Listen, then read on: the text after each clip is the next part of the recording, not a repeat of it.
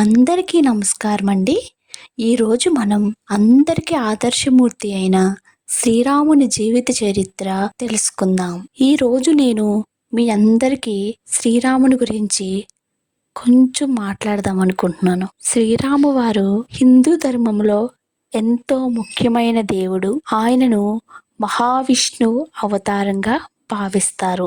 ఆయన జీవిత కథ రామాయణంలో వివరంగా చెప్పబడింది. అలాగే మన శ్రీరాములు వారు మహావిష్ణువుని 7వ అవతారంగా కూడా భావిస్తారు. శ్రీరాముడు అయోధ్య అనే మన రాముల వారు అయోధ్య అనే రాజ్యంలో జన్మించారు.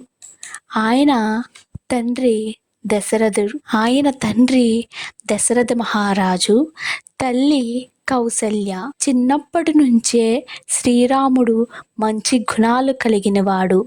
సత్యం, వినయం, ధైర్యం, ధర్మం అన్నీ తెలిసిన మహాపురుషుడు. శ్రీరాముని మర్యాద పురుషోత్తముడు అని కూడా పిలుస్తారు. ఎందుకంటే ఆయన ప్రతి పరిస్థితిలోనూ నీతి, ధర్మం పాటించేవారు. తండ్రి మాట కోసం రాజ్యాన్ని వదిలి 14 సంవత్సరాలు అడవికి వెళ్ళడం ఆయన గొప్పతనానికి ఉదాహరణ.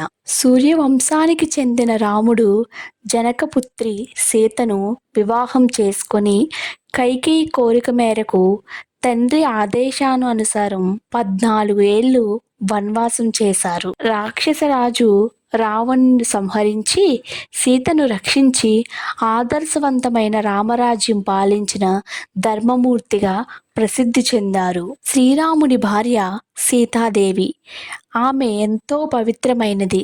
రాక్షసరాజు రావణుడు సీతాదేవిని అపహరించాడు. అప్పుడు శ్రీరాముడు తన తమ్ముడు లక్ష్మణుడు మరియు భక్తుడు హనుమంతుడు సహాయంతో రావణునితో యుద్ధం చేసి సీతాదేవిని రక్షించారు. ఈ సంఘటన మనకు ఒక గొప్ప సందేశాన్ని ఇస్తుంది. ధర్మం ఎప్పుడూ గెలుస్తుంది, అధర్మం ఎప్పుడూ ఓడిపోతుంది. మనం కంగారు పడకూడదు. కొంచెం నెమ్మదిగా ప్రయత్నిస్తే మన ధర్మం ఎప్పటికీ నిలబడుతుంది.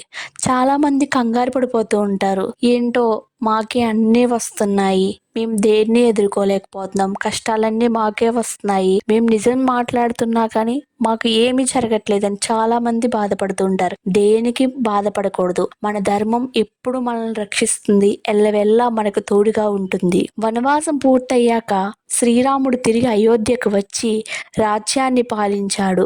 ఆయన పాలనలో ప్రజలు ఎంతో సంతోషంగా జీవించారు.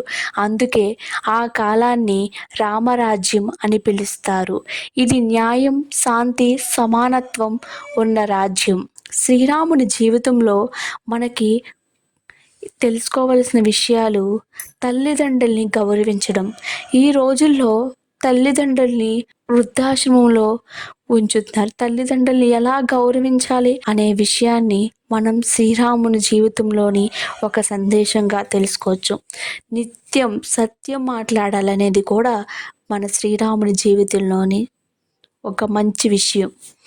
స్నేహితుల్ని విలువ చేయడం, కష్టాల్లో కూడా ధైర్యంగా ఉండడం, ఎటువంటి కష్టాలన్నా ఎదుర్కోవాలనే సత్యాన్ని మన శ్రీరాముని జీవిత చరిత్రలో తెలుసుకుంటున్నాం. ఎప్పుడు ధర్మం మార్గంలోనే నడవాలి. అధర్మం మనకి ఎట్టి పరిస్థితుల్లోనూ కూడా ఆ దారి వైపు చూడకూడదు.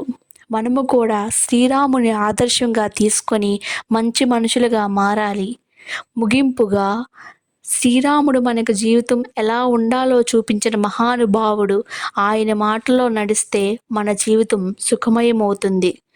ధన్యవాదాలు. మరిన్ని వీడియోస్ కోసం మా ఛానల్ని ఇప్పుడు సబ్స్క్రైబ్ చేసుకోండి. ధన్యవాదాలు.